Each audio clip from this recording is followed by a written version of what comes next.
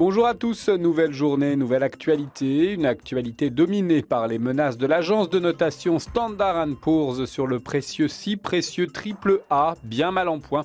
François en fait sa une où les trois majuscules y interpellent François Hollande et Nicolas Sarkozy.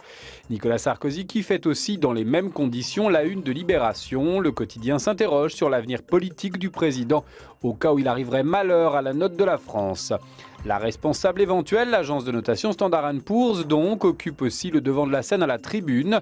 Le journal intronise en effet l'agence américaine comme nouveau patron de la zone euro, ni plus ni moins.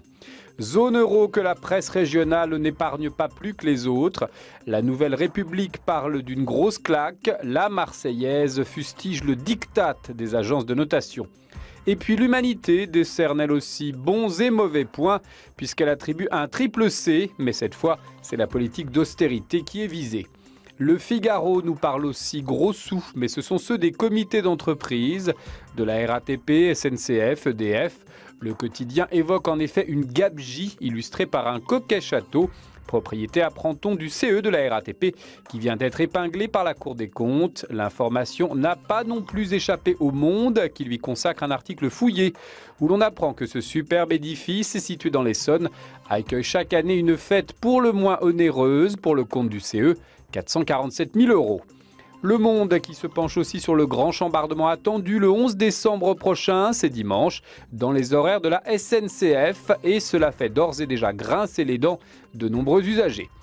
Le Parisien aujourd'hui en France dénonce lui la sous-représentation des femmes sur les plateaux de télé en tant qu'experts. Elles seraient moins de 20% à y occuper ce rôle et à délivrer leurs avis éclairés pour le bénéfice du téléspectateur. Ce sont en fait les hommes, souvent les mêmes d'ailleurs, qui se taillent la part du lion.